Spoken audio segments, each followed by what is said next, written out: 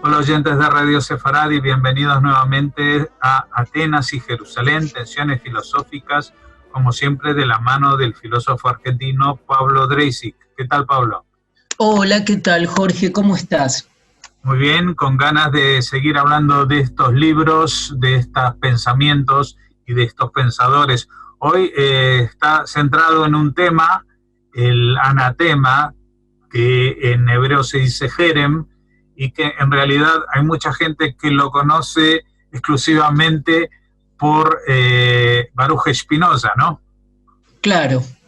Sí, la idea era, con esto de Atenas y Jerusalén, mostrar cómo esta institución, este atributo, esta facultad, esta prerrogativa de las instituciones, quizás de toda institución, ahora vamos a hablar un poco de eso, pertenece tanto a Atenas como a Jerusalén. Es decir, cómo, y las variedades que han tenido, esto es muy interesante, en la tradición de Atenas y en la tradición de Jerusalén.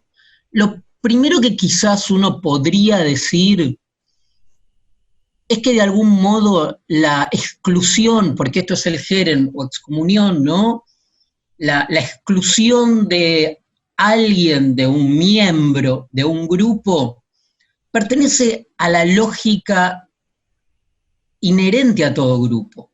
Es decir, todo grupo que se asocia por afinidades o por intereses comunes, le es inherente a su dinámica e incluso a su lógica más profunda, en que en algún momento uno de sus miembros deba apartarse o deje de compartir esas afinidades selectivas o no se corresponda con ese conjunto. Lo cual, digo esto para quitarle la pátina de violencia y de arbitrariedad y de injusticia que podría llevar toda idea de excomunión, de anatema.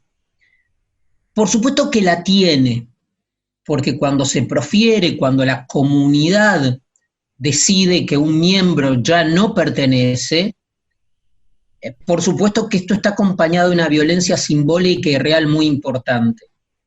Pero también me parece importante aclarar que en la lógica de una comunidad que se une por intereses específicos, no deja de ser natural que alguien abandone esas características que alguna vez la hicieron participar de ese grupo.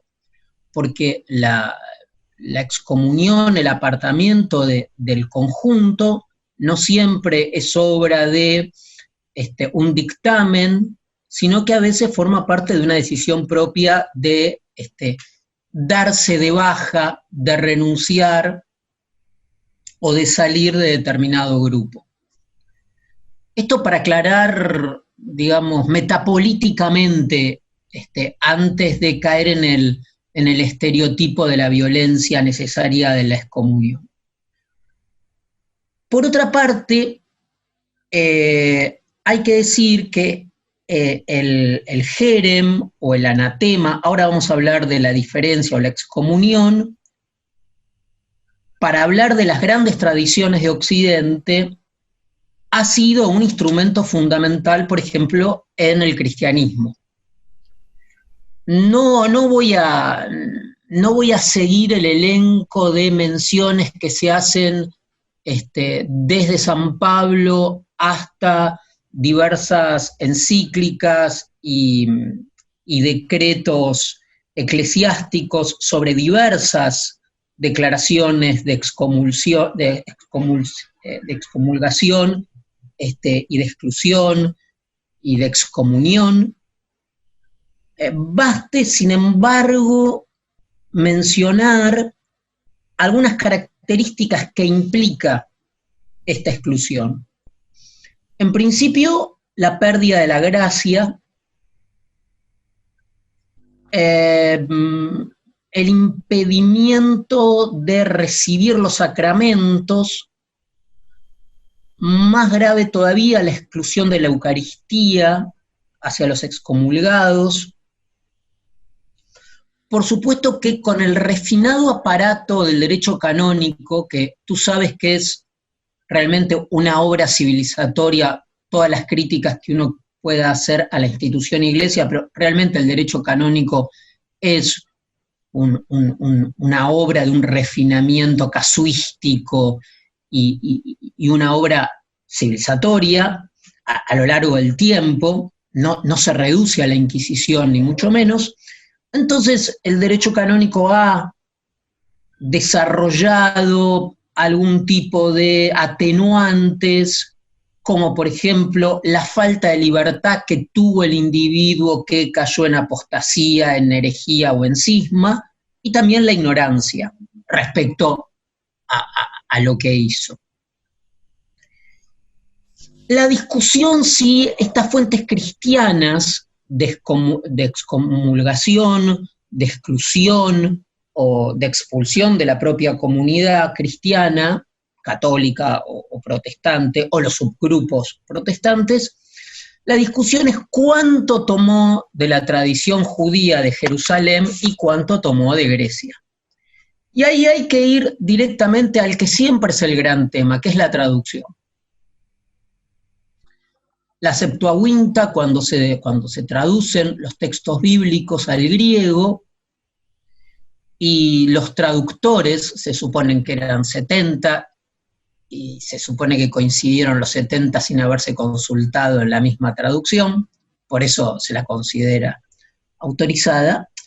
Cuando se encontraron con la palabra jerem del texto original, inmediatamente optaron por traducirla como anatema. Ya sabemos que en estas traducciones siempre se producen malentendidos, equívocos, errores, y que a veces esos equívocos, esos errores, esos malentendidos concluyen en configuraciones conceptuales que nosotros hemos heredado. Por ejemplo, cuando se traduce de algún modo alma y se lo separa del cuerpo, en fin, no son cuestiones meramente filológicas, sino que tienen consecuencias. En este caso también tienen consecuencias, porque al traducir la palabra originalmente jerem, bíblica, a anatema, se cargaba el mismo, había como dirían los epistemólogos, se ponía una carga teórica, se la cargaba esa palabra con nuevas significaciones. El anatema para los griegos originalmente era sobre todo una ofrenda que se dedicaba a los dioses, que se separaba e iba directamente a los dioses. Podía ser de una comida, lo que se separaba, de algo que se separaba y se dejaba para los dioses. La palabra jerem en hebreo, la cuestión es un poco más compleja, es incluso más compleja que en términos griegos, que el anatema griego, porque anatema también para los griegos es tabú y algo que se aparta, se pone aparte y se reserva a los dioses. Pero en hebreo tiene varios significados dependiendo del contexto de uso en que aparece. Puede significar algo olvidado, algo tabú, y acá comienza lo que más nos interesa, algo destinado a la destrucción y algo maldito también. ¿No? Los árabes hoy dicen haram, haram, ¿no? Tiene el mismo sentido. Dentro del texto bíblico, aunque, como dije, aparece en varios sitios, lo que se suele citar como ejemplar para el caso es Josué, ¿no? Cuando Josué tira abajo la ciudad de Jericó,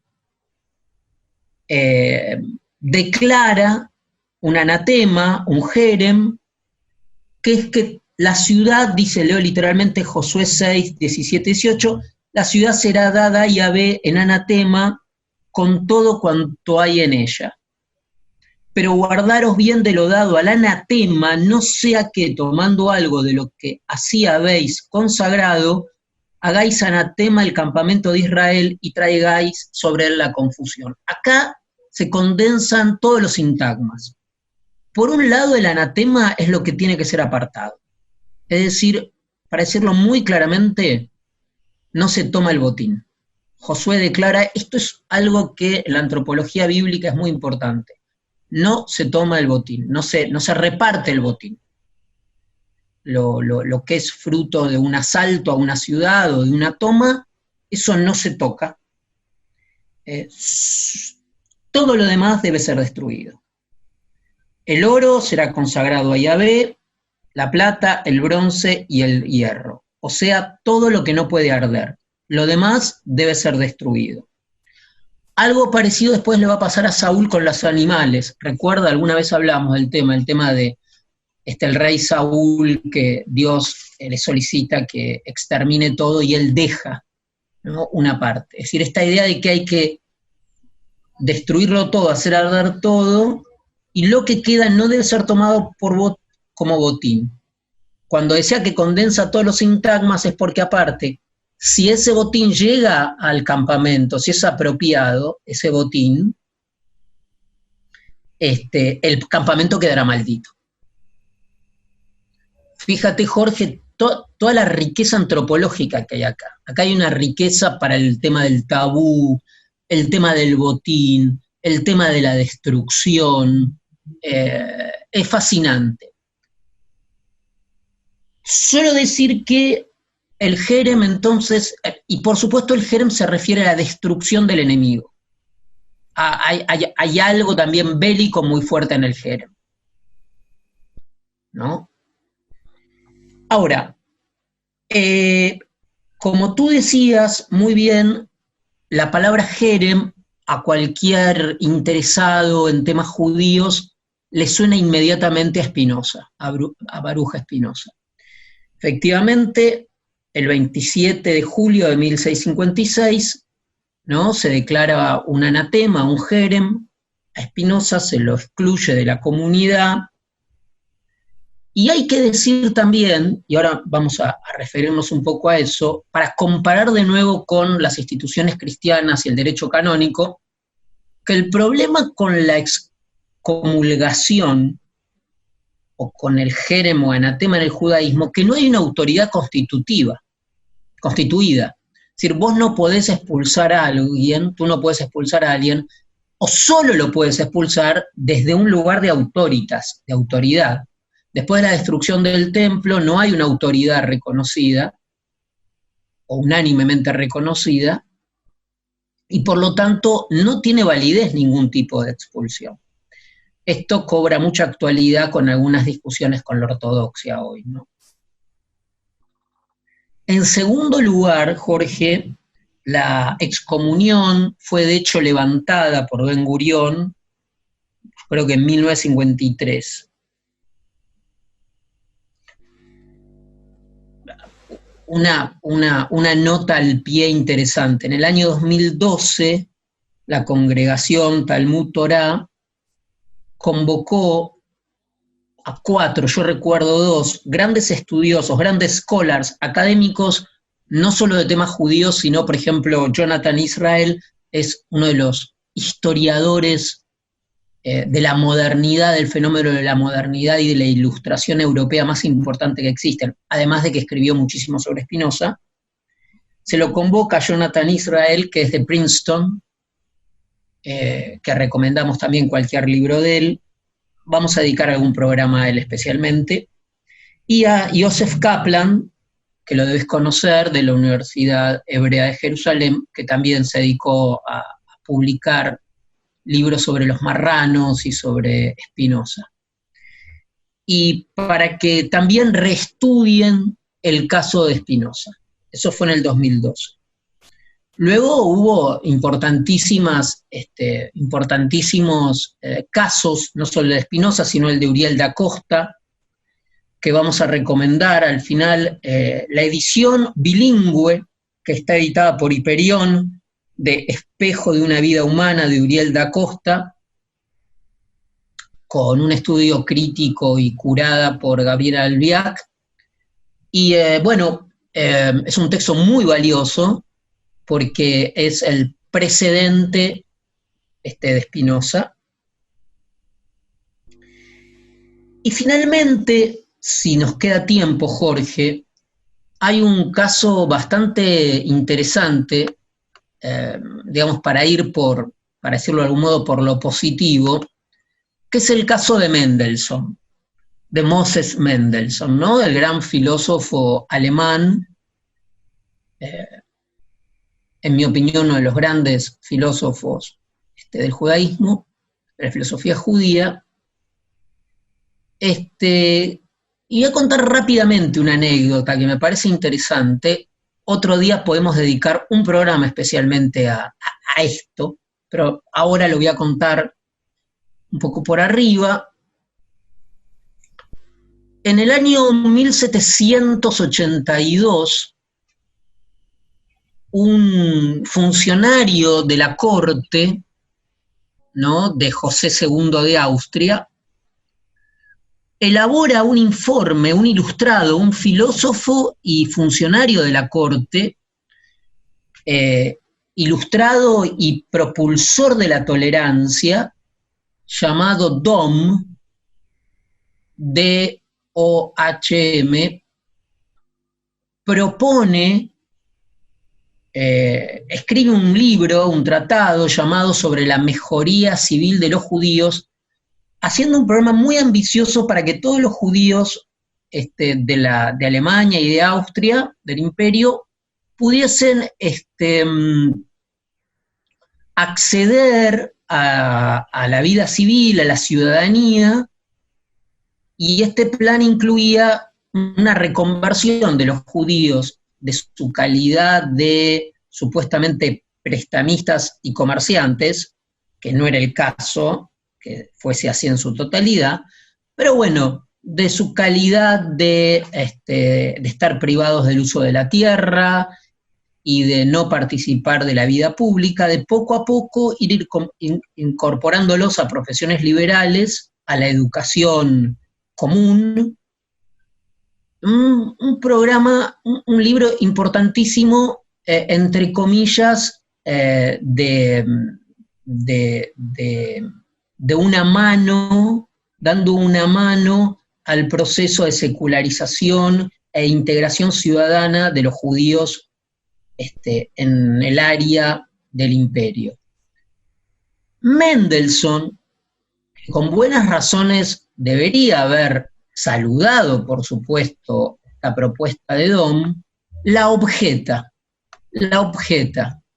Y la objeta por una cuestión muy interesante, porque Dom, entre todos los atributos y las facultades que le daba a las comunidades judías, les otorgaba la facultad de exonerar, de expulsar, de jerem, de anatema, a cualquiera de sus miembros. ¿Cierto? Más bien se exoneraba, se exceptuaba de tener ese poder sobre las comunidades religiosas judías, el Estado, y se los delegaba a los propios líderes comunitarios o rabinos. Y Mendelssohn, en una actitud al día de hoy radical, de una radicalidad excepcional, escribe contra Dom, o lo critica a Dom, con quien se llevaba muy bien, por otra parte, diciéndole: de ningún modo, ni objeto e impugno ese atributo que se quiere conceder a las comunidades judías. Ninguna comunidad judía puede, sus autoridades pueden excomulgar a ninguno de sus miembros. Para muchos estudiosos, Mendelssohn estaba pensando en Spinoza, en Uriel da Costa y en otros casos más cercanos que él había tenido, justamente con el tema de la ilustración y la reciente Haskalah o ilustración judía. Pero quería terminar con esta nota positiva y esta actualidad de la actitud de Mendelssohn de negarse a ejercer un derecho que le estaba dando el Estado para decir de ningún modo esto no cae bajo la autoridad de las autoridades, valga la redundancia. Bueno, es una anécdota que seguramente, como comentabas, ampliaremos cuando hablemos un poco más a fondo de Mendelssohn, de su pensamiento, de su filosofía.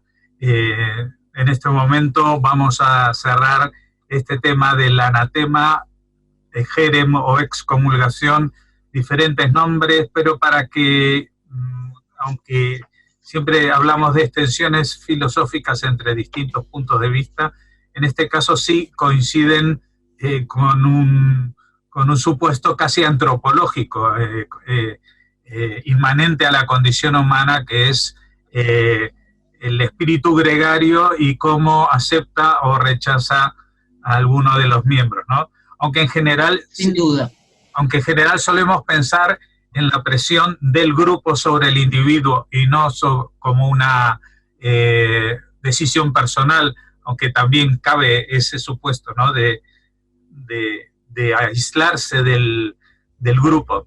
Y eso, por ejemplo, ha tenido mucha presencia en la España preinquisitorial, es decir, de que antes de que muchos judíos se vieran obligados a convertirse, hubo muchos que decidieron dejar de ser judíos y, digamos, cruzar de acera de alguna manera por aislarse del grupo al que pertenecían. Pero eso también tendremos oportunidades de hablarlo. De momento te agradecemos esta comunicación y te invitamos, como siempre, a volver a tenerla la semana que viene. Sin duda. Hasta luego, Jorge.